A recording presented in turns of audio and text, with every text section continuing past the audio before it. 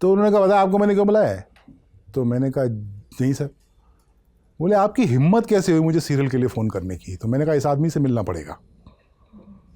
फिर मैंने उनको विलन सुनाया तो हंसने लगे, बोले सिर्फ उसको मुझे फ़ोन करने की हिम्मत नहीं, मुझे विलन सुना रहा है।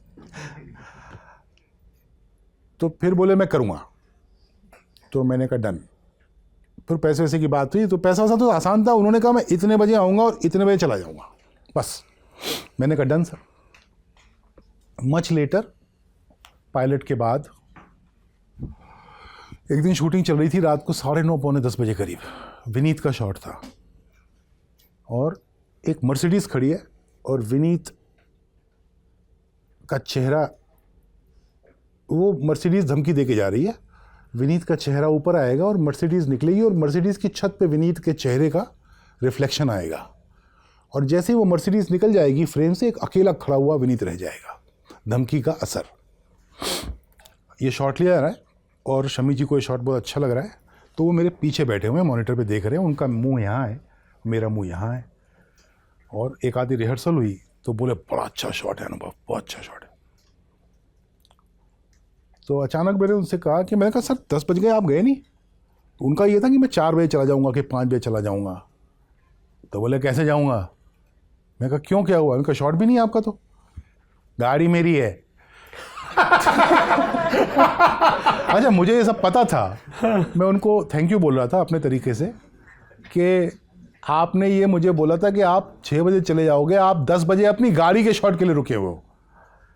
तो मैं उनको प्यार दे रहा था और सम्मान दे रहा था और थैंक यू बोल रहा था। अच्छा, हमेशा से ही आपका प्यार देने का तरीका अटपटा थोड़ा सा स्लांटेड है यार। हाँ, थोड़ा स्लांटेड है मेरा तरीका। और मैं तो पिछले 6 साल से देख ही रहा हूँ। पर हाँ, अगर मैं आपकी बेइज्जती कर रहा हूँ तो इसका मतलब मैं आपको प्यार कर रहा हूँ। तो सेट पे अगर मैं मेरे एक्टर की बेइज्जती नहीं कर रहा होता हूँ तो वो ऐसा थोड़ा फोमो होने लगता है उनको। बेइज्जती नहीं कहेंगे उसको एग्जैक्टली, थोड़ा तुरशी में बात, थोड़ी सी, मतलब सुनने वाले को लगेगा कि तुरशी में, अगर वो अभिधा में लेगा तो। हाँ, जो कह रहा है और जो सुन रहा है उनको समझ में आ रहा है। और and I get away with it. अब इसका हिंदी का एक्सप्रेशन मुझे नहीं मालूम है। मैं सीनियर्स के साथ कर लेता हूँ, मैं नसीर भाई से भी मतलब ऐसा कुछ भी कर देता हूँ, पंकज भाई को कुछ भी बोल देता हूँ, and they allow me that. तो उसमें उनको जाहिर है समझ में आता है कि मैं क्या कर रहा हूँ। तो मैंने पूछा भी एक बार पंकज भाई से, how do you allow me this? Pankaj Kapoor ji की बात हो रही है।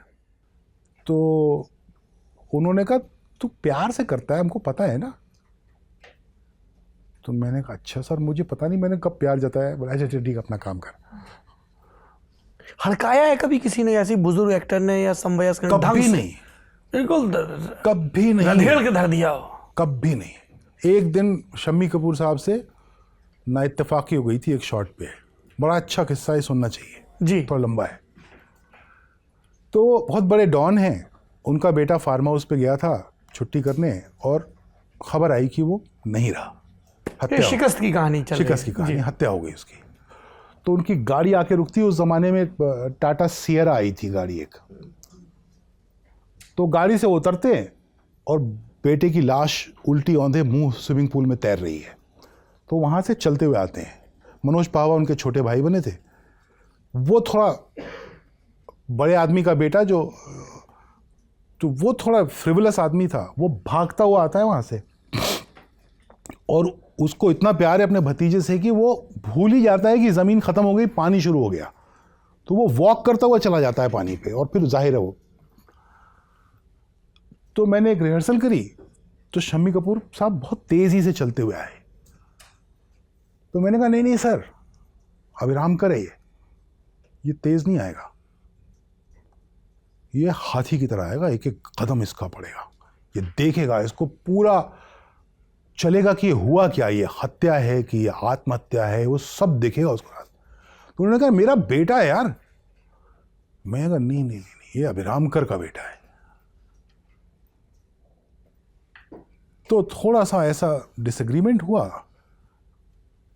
तो बोले कि यार ये नहीं, ऐसे नहीं होगा मुझसे, और वो कुर्सी पे बैठ गए।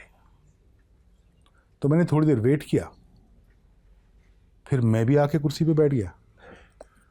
यूनिट रुक गई 15-20 मिनट। फिर अचानक खड़े हुए बोले चलिए टेक करते हैं। मैं कहा सर पहला काम है, बच्चे की औकात नहीं है कोई, औकात हो भी तो शम्मी कपूर के सामने क्या औकात होगी हमारी। मैं कहा सर टेकिंग। अब किसी को पता नहीं है वो कैसे चलने वाले हैं। तो गए गाड़ी में, गाड़ी रिवर्स हुई, role sound, roll camera, action, गाड़ी आके रुकी, शम्मी कपूर साहब उतरे और जैसे मैंने बोला था वैसे चल के आए। काट ओके, कम बातचीत, अगले 3-4 दिन बातचीत थोड़ी कम, थोड़ा तनाव। फिर एक दिन डबिंग पे आए, तो जाहिर है इस सीन में कोई डायलॉग नहीं था, तो इस सीन में कोई डबिंग नहीं थी, थोड़ी सी पहले थी, थोड़ी सी बाद में थी। छोटा सा बूथ था, उस पर बैठे हुए थे, तो पिछले सीन की डबिंग की और फिर एडिटर ने फुर्र करके आगे बढ़ाया कि ये सबको मालूम था इस पे कंट्रोवर्सी है, आगे बढ़ाया और फुर्र से निकल गया सीन। उन्होंने दरवाज़ा खोला, बोले एक मिनट रोकिएगा ज़रा, ये मुझे दिखाइए ज़रा सीन। फिर तनाव आ गया वापस जीवन में, फिर रिवर्स किया गया, फिर उन्होंने देखा, बोले थोड़ा पहले से दिखाइएगा। तो देख रहे, देख के ख़त्म हुई, दरवाज़ा खोला उन्होंने कहा you are right, this is better.